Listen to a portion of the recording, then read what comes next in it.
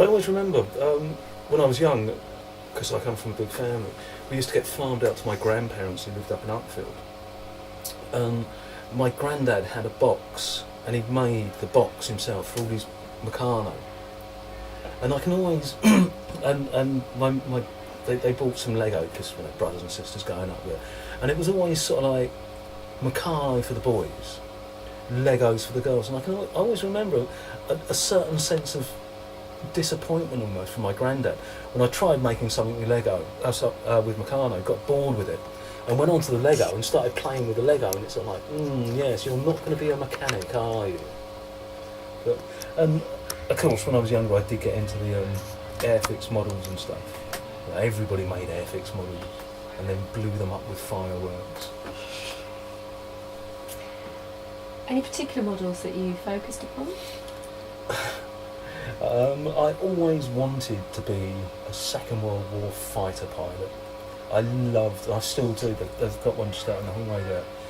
The Spitfire, I've always loved the shape of the Spitfire. But I grew up in a time when sitting down and watching the Sunday afternoon war film was the thing. Everybody did it, and so yeah. I mean, I built my own RAF. I had Lancasters and the Mosquito as well. I loved the shape of those, but they all got blown up come November the 5th, leading up to November the 5th. There'd be the Airfix kit that I'd spent days making. With a rocket strapped underneath it, or a banger strapped to the wing. Yeah. Did you paint them? Not at first. It was that thing about, got them, want to make them, want to see the end product. And then as I got older, it was like, yeah. How important were these toys to you, or these models to you? How important were they? When I was making them, that was the thing that had to be done. As soon as they were made, it was like, okay, and then they were dust gatherers. But don't know whether this is relevant or going off on a tangent.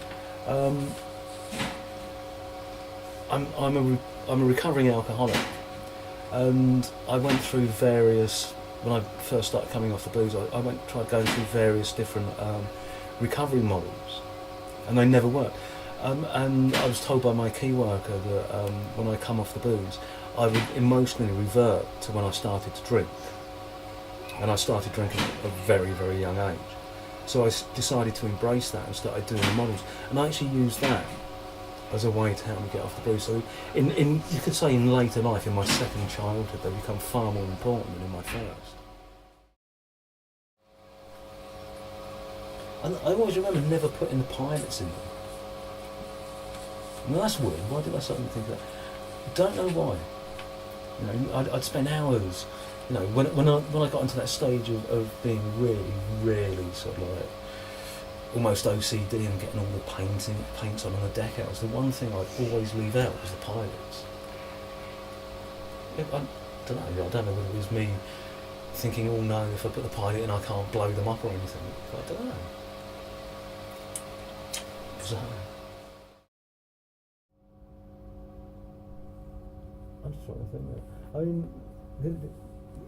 the associations, talking about teddy bears and dolls and that, the only associations I've really got is, as I say, my Action Man beating up my sister's dolls and teddy bears and holding them at gunpoint or putting them up against the wall just prior to the firing squad. But I grew up in a time when blokes were supposed to be blokes and girls were supposed to be girls, and I think that had a big influence on my choice in toys, without even thinking about it, without even being aware of it. That's just the way it was.